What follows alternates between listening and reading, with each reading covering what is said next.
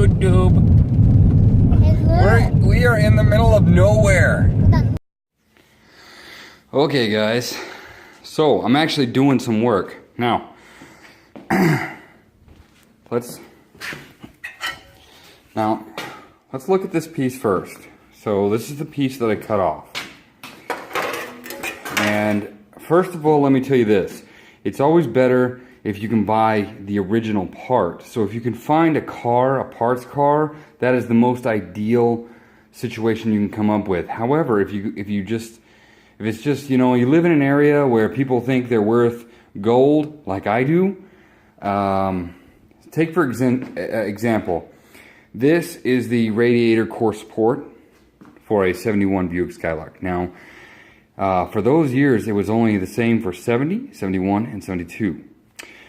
During those 3 years, those short 3 years, you can only get this radiator support repopped, which is what they call it, which means remanufactured, for $569. If you want this part from a car, from the factory, it's about $1,000. So it's a significant difference. Now, let me show you what you're going to be dealing with if you buy aftermarket parts for these cars. And I don't understand it, I really don't, but this is what you're going to deal with. So this is the original piece that rusted out. Now, first of all, you can see that there's a groove here, there's a groove here, okay? And then it comes in right there. Now let me show you the repopped. Now, if I put this right there, this bolt hole lines up with the repop bolt hole. However, what doesn't line up is this right here. So what I'm gonna do here, guys, is I'm gonna follow this curve and I'm gonna cut this little piece out and just smooth it out, weld it all in, seal it all up. And now another thing is that my rust was a lot more significant than most of them. So as you come up, let's see it, and see it, oh yeah, it has it here. So there's this little piece here that only lasts this long. Well, I ran into that. So how am I gonna fill all that in? Well, I'm gonna tell you what I've thought of, and I thought about this all day. You can see I've got this kind of more or less lined up, kind of more or less lined up there. You need to center it a little bit more. I've got my new piece in here, and I didn't film this because it was a really difficult process, but you can see I drilled out all the spot welds right there with my spot weld thing. Okay, so anyway, back to business.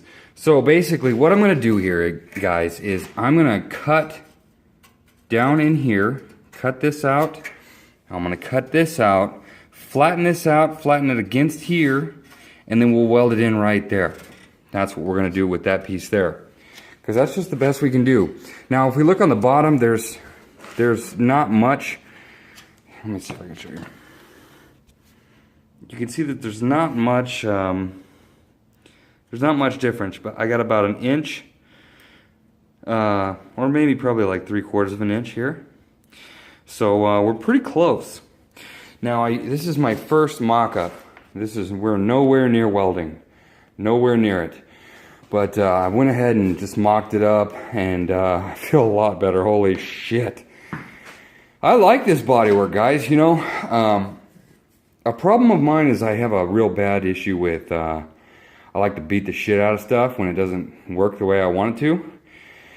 So I ran into a little bit of that. Take for example, this is this piece right here. That's the old piece. I started getting it off, and I was starting to get pissed off, so I just cut it off there. Let's see if I can. Here's the bottom piece. You can see I really beat the shit out of it.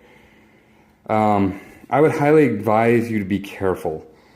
You know, these body parts are easy to bend. It's like a Coke bottle cap. You know, if you bend a Coke bottle cap back and forth, it'll pop off. It'll just break from the stress on that piece of metal. Like, say if you were bending it, you know, right here. If you had a piece like that and you were just bending it back and forth, it'll break under the stress. So, even though this is probably,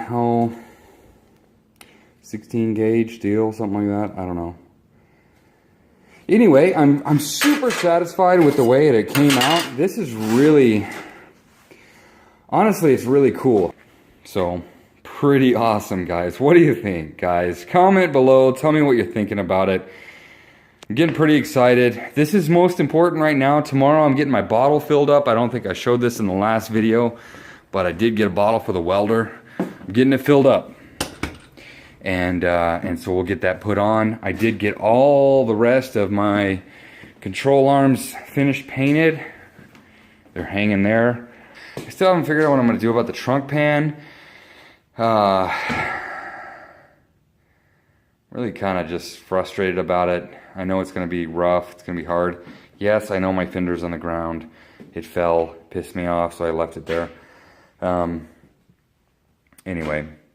So, and I watched a lot of videos on doing this kind of stuff right here, and I'm not as worried about it right now. We'll just get a nice angle piece right here. I'm not going to go into this area right here because this area is so good. This is just looking really nice. It's really smooth. So I'm going to cut it really close to the edge here, as close as I can after the bend, because this bends.